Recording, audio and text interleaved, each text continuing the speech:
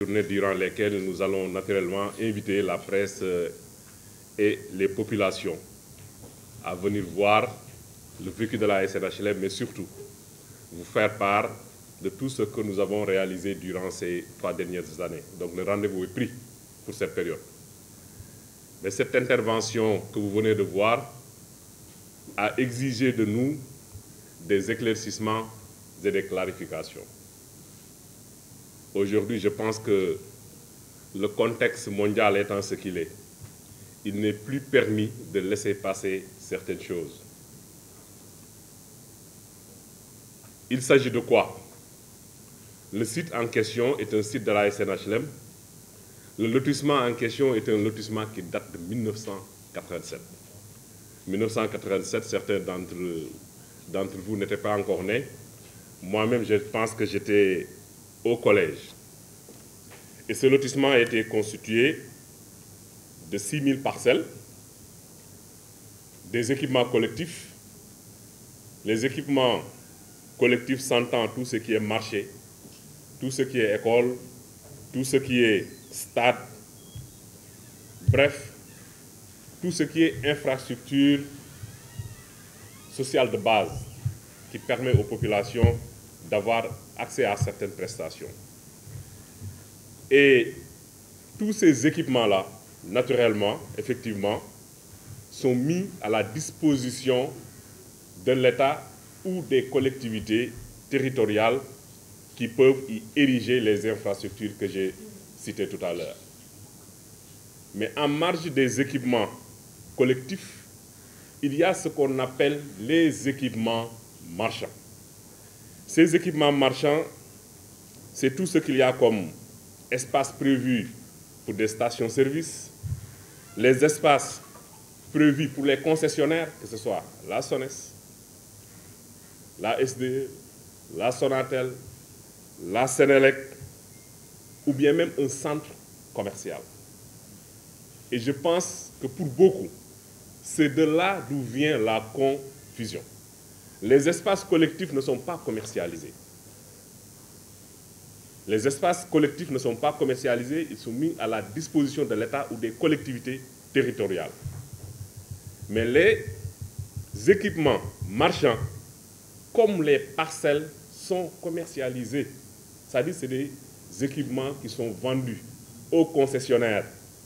La Sénélec, la SONES, ils ont eu tous à plusieurs reprises à acheter ces espaces réservés à eux pour y construire soit des accueils commerciaux, soit des agences.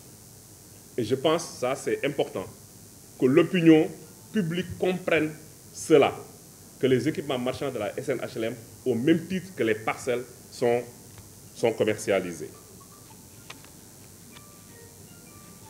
Alors, pour ce qui est de ce lotissement-là aussi, il y a une particularité.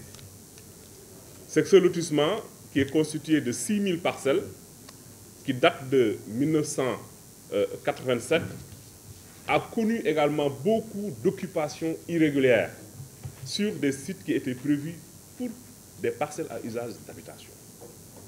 Aujourd'hui, la SNHLM a pris sur elle de convier ces occupants irréguliers à venir régulariser les sites occupés au niveau de la SNHLM.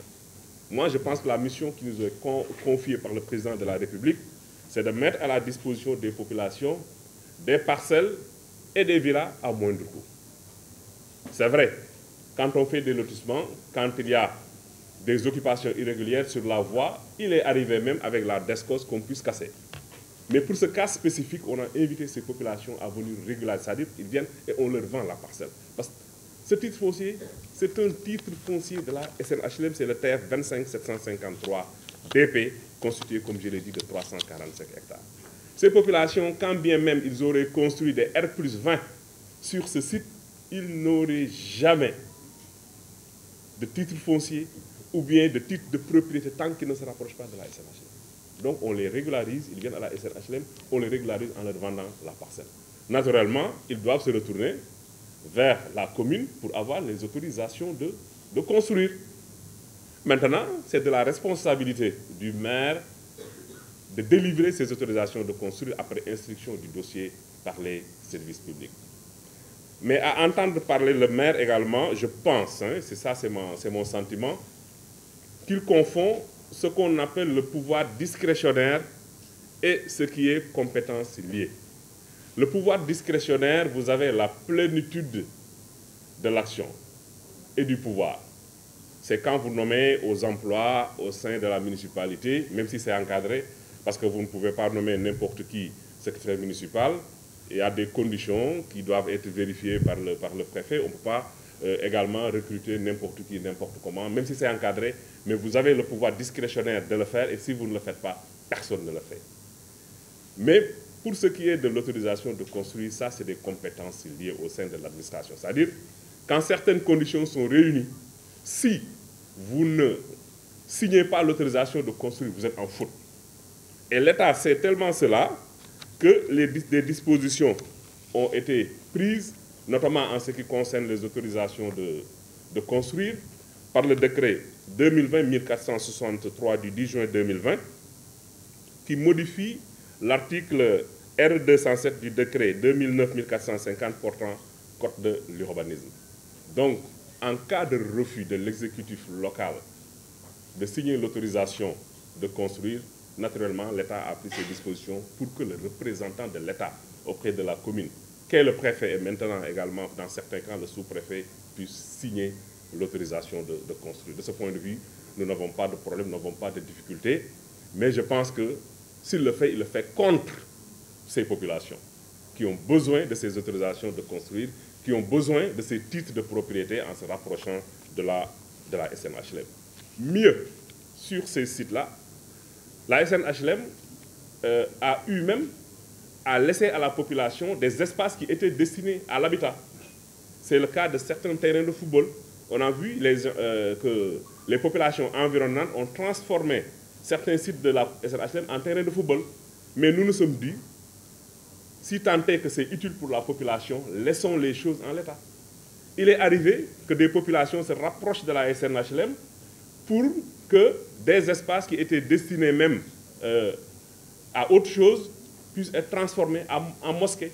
Et ce qu'on fait en ce cas-là, on se rapproche de l'autorité administrative, de l'urbanisme, et on opère des changements de destination pour leur permettre d'avoir un terrain de football ou bien d'avoir une mosquée. Et je voudrais également inviter le maire pour lui dire que le maire, avant d'être acteur politique, est d'abord un agent de l'État.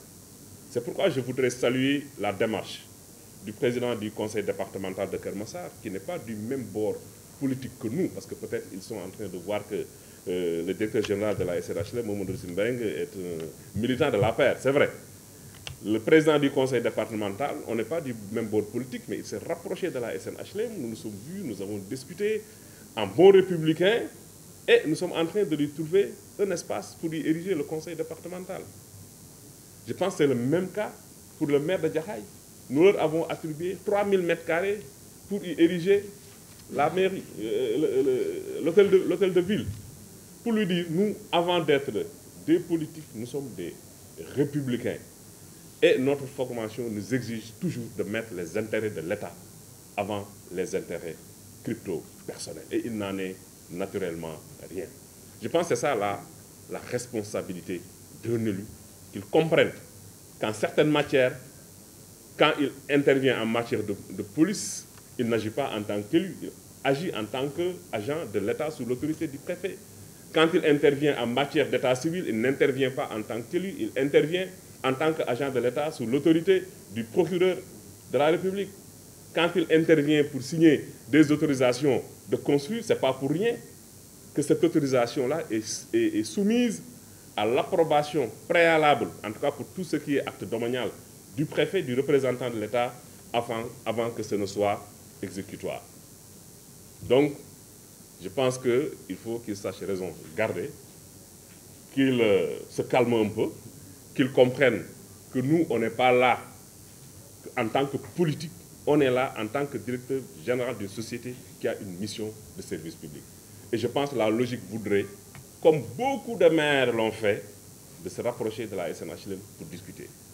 Vous savez, le quartier HLM que nous avons ici à Dakar, j'ai salué également la démarche du maire sortant qui était venu nous voir, qu'on puisse discuter, parce qu'il y avait des empiètements de la SNHLM sur certains titres de la mairie. La mairie également pour son centre commercial. Quand la mairie est allée pour avoir son autorisation de construire, on les a retournés à la SNHLM parce que c'était un titre de la SNHLM. Et pourtant, c'est un équipement marchand, mais qu'on n'a même pas commercialisé, mais qu'on a fini par mettre gracieusement à la disposition de la mairie. C'est nous, dans cette démarche-là, que nous sommes.